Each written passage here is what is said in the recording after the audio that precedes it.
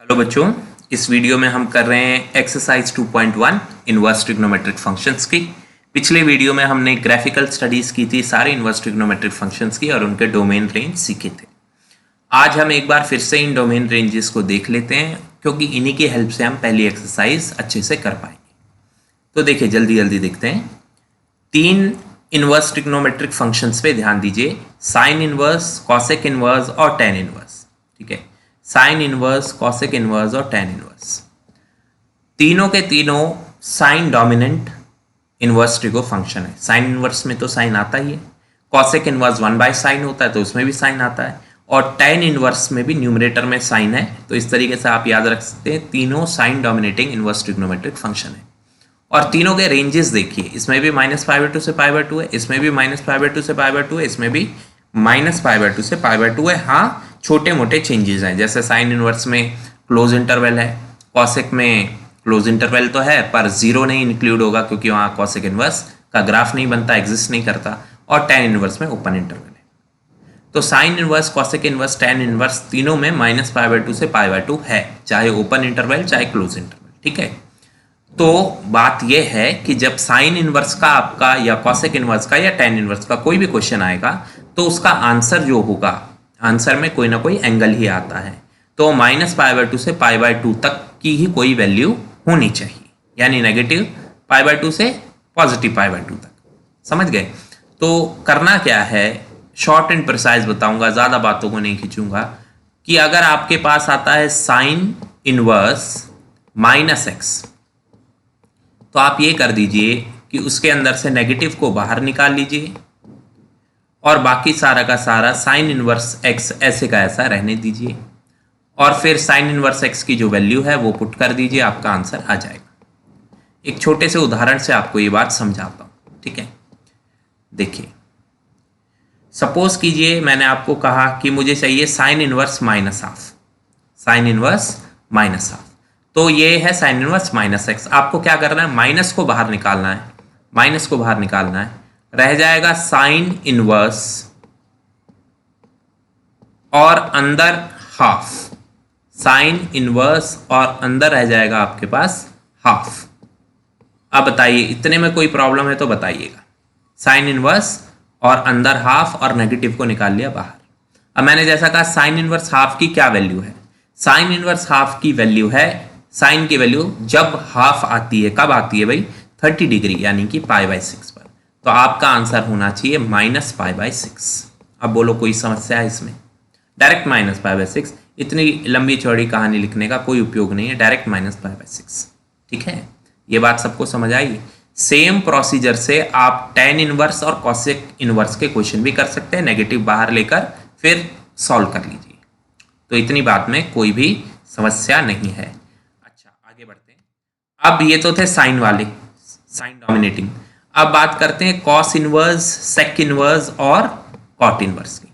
तो अगर आपके पास cos inverse, sec inverse, cot inverse वाले फंक्शन हैं तो इनके रेंज देखिए, 0 से π इसमें भी है, 0 से π इसमें भी है, 0 से π इसमें भी है। इसमें क्लोज इंटरवल है, इसमें क्लोज इंटरवल है, -π/2 यानी π/2 पर सेक इनवर्स एग्जिस्ट नहीं करता, और कॉट इनवर्स में ओपन इंटरवल 0 से। अब देखिए, इसकी जो रेंज है वो 0 या फिर पॉजिटिव है, यानी कि cos inverse, sec inverse, cot inverse का आंसर कभी भी नेगेटिव नहीं आ सकता, कभी भी नेगेटिव नहीं आ सकता। तो क्या करेंगे, अगर इनके अंदर कोई आपको नेगेटिव दे दे, जैसे कि कॉस इनवर्स के अंदर अगर मैंने आपको -x दे दिया, तो आप उस केस में क्या करोगे? तो पहले तो मैं आपको बता देता हूँ एकदम सिंपल सी बात, और फिर उसका लॉजिक भी बताऊंगा कि ऐसा क्यों होता है। आपको करना यह है, आपको लिख देना है pi minus cos inverse x। Simple सा काम करना है, pi minus cos inverse x, यानी नेगेटिव तो बाहर निकालना है पर उससे पहले पाई लिख देना है, pi minus cos inverse x। ठीक है जी। अब आप इसका लॉजिक अवश्य जानना चाहेंगे कि ऐसा क्यों होता है। ये तभी करना है जब यहाँ नेगेटिव हो, ऐसा नहीं कि पॉजिटिव में भी यही लिख दिया, सेकेंड में भी यही करना है, कॉट में भी यही करना है। इसलिए मैं याद दिला रहा हूँ आपको, कॉस, सेक और कॉट इनमें सब में नेगेटिव होगा तो पाई माइनस करके आपको लिखना है। सेक इनवर्स -x होगा तो pi minus sec inverse x, cot inverse -x होगा तो pi minus cot inverse x, ऐसे लिखना है। अब बात करते हैं आगे की, ऐसा क्यों करते हैं। ऐसा इसलिए करते हैं बेटे, देखो आप सभी जानते हैं कि कॉस पाई माइनस एक्स होता है माइनस कॉस एक्स, जानते हैं कि नहीं? कॉस पाई माइनस एक्स होता है माइनस कॉस एक्स। तो पहले तो मैंने ट्रिग्नोमेट्री से स्टार्ट किया है, cos pi minus x equal to minus cos x. अब आप ये करिए कि cos x को मान लीजिए कुछ y, let cos x is equal to y, ठीक है, let cos x is equal to y। तो अगर आप cos x को y मान लेंगे तो राइट साइड में आपके पास क्या आ जाएगा, यहां पर माइनस y आ जाएगा। तो मैंने उसको लिख दिया माइनस y, ठीक है, इसको लिख देते हैं राइट साइड में माइनस y। अब यहां तो कोई प्रॉब्लम नहीं है। अब लेफ्ट साइड में जो कॉस है उस लेफ्ट वाले कॉस को उठाकर राइट में ले जाइए। तो कॉस जब राइट में जाएगा तो बन जाएगा कॉस इनवर्स। तो क्या आ गया आपके पास, कॉस इनवर्स, और ये जो माइनस कॉस एक्स था वो बन गया माइनस वाई। और आपके पास लेफ्ट में क्या बच गया, पाई माइनस एक्स, ठीक है, पाई माइनस एक्स। बेटे ध्यान दें, अगर कॉस एक्स वाई है तो x की वैल्यू क्या होगी, इस कॉस को उठाइए उस तरफ ले जाइए, कॉस इनवर्स बन जाएगा। तो x की वैल्यू होगी कॉस इनवर्स y, ठीक है, कॉस एक्स वाई है तो x की वैल्यू होगी कॉस इनवर्स y, कॉस को उधर ले जाइए कॉस इनवर्स y, तो pi minus cos inverse y। तो मैंने प्रूफ कर दिया जो मैंने बोला। मैंने क्या कहा, कॉस इनवर्स माइनस वाई को आप लिख सकते हैं pi minus cos inverse y। ये प्रूव हो गई बात। तो मैंने ऊपर बताया आपको किस तरीके से करना है, कॉस इनवर्स माइनस एक्स को pi minus cos inverse x लिख सकते हैं, प्रूफ भी मैंने करके दिखा। यही बात सेक इनवर्स के लिए भी ट्रू है, यही बात कॉट इनवर्स के लिए भी ट्रू है। और sign inverse, cosec inverse, tan inverse में डायरेक्ट आप नेगेटिव बाहर निकाल सकते हैं। अब इतनी बात अगर आपको याद रहेगी तो आपकी ये एक्सरसाइज में करने को कुछ भी नहीं, ठीक है जी। तो जल्दी से हम एक्सरसाइज की तरफ बढ़ते हैं। Question number 2। क्वेश्चन नंबर 2 कहता है find the principal value of cos inverse root 3/2। इसमें तो कोई नेगेटिव है नहीं, तो डायरेक्ट आप कह सकते हैं कॉस की वैल्यू रूट 3/2 कब आती है, कब आती है 30 डिग्री पर। तो आप लिख सकते हैं π/6, डायरेक्ट आंसर। कोई ये पूछने नहीं वाला है पेपर में, इसका यूज आगे जो थोड़े स्टैंडर्ड के क्वेश्चन है उनमें होगा, अभी तो इसका कुछ यूज नहीं। Cosec inverse 2, cosec sine inverse का रेसिप्रोकल है, तो साइन की वैल्यू हाफ कब आती है, साइन की वैल्यू हाफ आती है 30 डिग्री पर, π/6 पर। तो कॉसेक की वैल्यू 2 भी π/6 पर ही आएगी। तो इसका डायरेक्ट आंसर आप लिख सकते हैं π/6। और हमेशा आंसर लिखते समय ये अवश्य देखें कि जो आपका आंसर आ रहा है वो डोमेन के अंदर आ रहा है कि नहीं आ रहा। तो ये पक्का डोमेन के अंदर आ रहा है, यानी -π/2 से π/2 के बीच का ही कोई एंगल है। आगे बढ़ते हैं। Find the principal value of tan inverse -√3। अब देखो tan इनवर्स में नेगेटिव आ गया, साइन डोमिनेटिंग है इसलिए नेगेटिव आप कॉमन ले सकते हैं, और -tan इनवर्स √3 आप इसको लिख सकते हैं, ठीक है। अब tan की वैल्यू √3 कब आती है, ये आती है 60 डिग्री π/3 पर। तो आंसर हो जाएगा -π/3। आगे बढ़ते हैं क्वेश्चन नंबर 5 की तरफ। क्वेश्चन नंबर 5 में आ गया कॉस इनवर्स के अंदर नेगेटिव। तो अब हम अपनी नॉलेज को इस्तेमाल करेंगे। मैं इसी का वेट कर रहा था कि जल्दी से आएगा, तो हमने इसको लिखा pi minus cos inverse half. और कॉस की वैल्यू हाफ कब आती है बेटा, 60 डिग्री पर आती है, यानी कि π/3 पर। तो आपका आंसर होगा पाई माइनस π/3, पाई माइनस π/3, जो कि एलसीएम लेके कितना बन जाएगा 2π/3।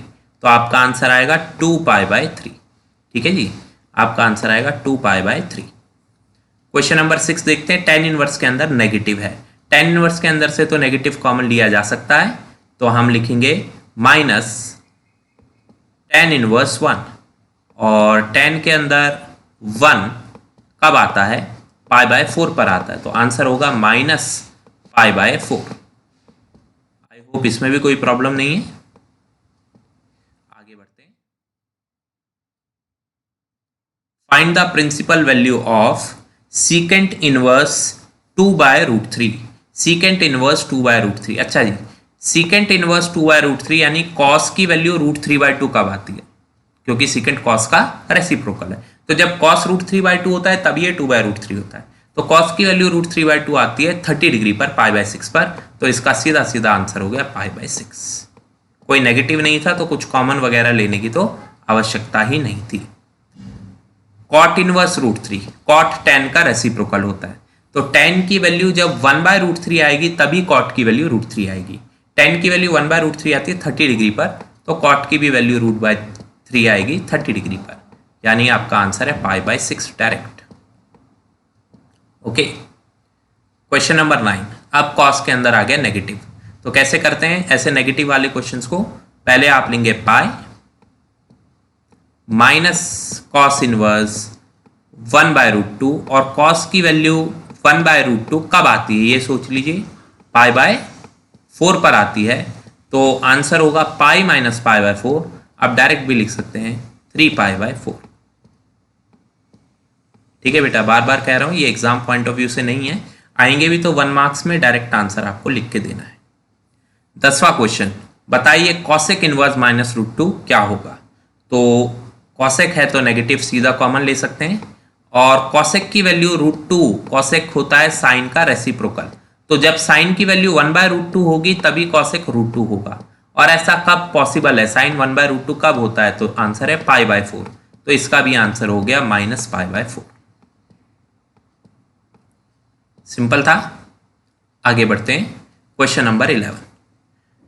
इसकी वैल्यू निकालनी है। tan की वैल्यू 1 कब आती है बेटा? π/4, डायरेक्ट लिखना है π/4। कॉस इनवर्स के अंदर नेगेटिव है, कॉस इनवर्स के अंदर नेगेटिव है, तो इस चीज से कैसे डील करते हैं? Pi minus cos inverse half, है कि नहीं? Pi minus cos inverse half. Cos की वैल्यू हाफ कब आती है? 60 डिग्री पर, यानी π/3 पर। तो आई होप आपको समझ आया अच्छे से। साइन के अंदर नेगेटिव है, साइन इनवर्स के अंदर, तो इस नेगेटिव को हम बाहर निकाल सकते हैं। Negative sine inverse half, sine inverse की वैल्यू हाफ कब आती है? 30 डिग्री पर, यानी π/6। समझ आ गया? तो थोड़ा बेसिक कैलकुलेशन कर देते हैं। π/3 60 डिग्री होता है, π/6 30 डिग्री होता है, 60 डिग्री 30 डिग्री मिलकर हो गए 90 डिग्री। ठीक है, पाई होता है 180 डिग्री, 180 डिग्री में से 90 डिग्री गए, 90 डिग्री बचा, यानी π/2। और आप चाहे तो सिंपल एलसीएम वगैरह लेकर भी कर सकते हैं, तो π/4 प्लस π/2। अब एलसीएम ले लेंगे सिंपल, डिनोमिनेटर में आ जाएगा 4 और 4 आ गया। ठीक है, ये पाई और इधर 2 से मल्टीप्लाई करना पड़ेगा, तो ये पाई और 2 पाई हो गया 3 पाई, तो आंसर आया 3π/4।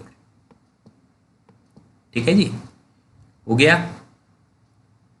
ये इतना लंबा प्रोसेस किया हुआ है। ओके, आगे बढ़ते हैं। Question number 12, find the value of cos inverse half plus 2 sine inverse half. Cos की वैल्यू हाफ कब आती है? जवाब है 60 डिग्री पर। और साइन की वैल्यू हाफ कब आती है? जवाब है 30 डिग्री पर। 2 ऐसे का ऐसा लिख दिया, 30 डिग्री पर।